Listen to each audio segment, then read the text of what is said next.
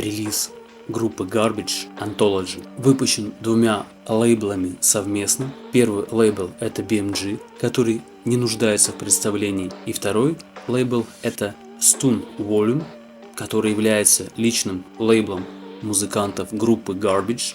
Релиз Anthology выпущен 28 октября 2022 года.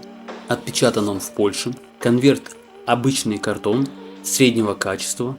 Полиграфия ближе к высокому качеству. Заводская пленка имеет два стикера на лицевой части. Первый рекламный с информацией об издании, второй предупреждающий о наличии ненормативной лексики. Оформление обложки в стиле поп-арт. Такого вида обложки были популярны примерно в начале нулевых годов. Сразу напоминает релиз Prodigy Always Outnumbered, Never Outgunned. Внешний конверт неразворотный. Внутри находятся две пластинки, которые в свою очередь вложены в два не антисептических бумажных конверта с хорошей полиграфией и бумагой. Издание заявлено как лимитированное на прозрачно-желтом виниле, на классическом черном виниле данное издание не выходило. Содержание сборника охватывает весь период творчества группы с 1995 по 2022 год. Очень отрадно, что издание содержит два редких саундтрека, которые раньше не издавались на их альбомах. Первый это One Crush, который является саундтреком к фильму «Шекспировский Ромео плюс Джульетта». Именно тот фильм, в котором играл молодой Ди Каприо.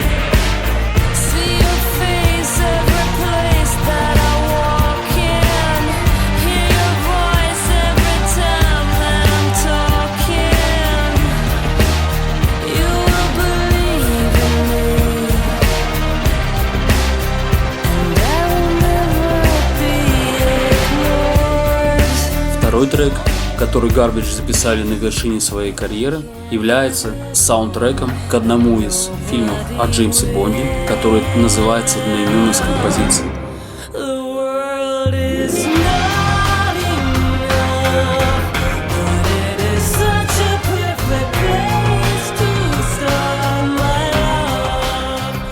На мой взгляд, все самые интересные композиции расположены на первом LP.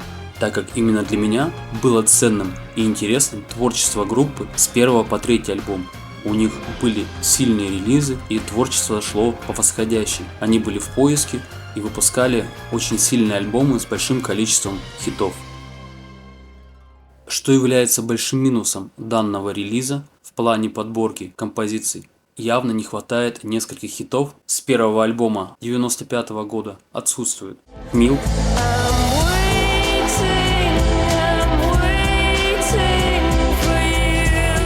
Super Vixen,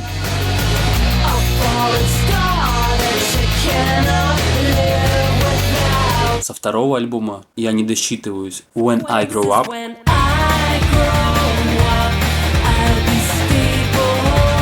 You Look So Fine.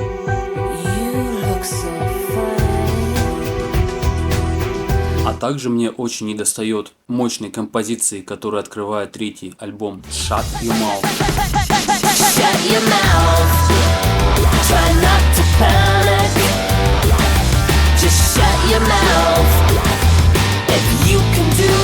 Но надо также отметить, что аналогичное издание данного сборника, которое вышло на двойном CD, включает все эти вышеперечисленные хиты и содержит аж 35 композиций против 20 треков, размещенных на виниловых пластинках. Теперь я перейду к оценке качества.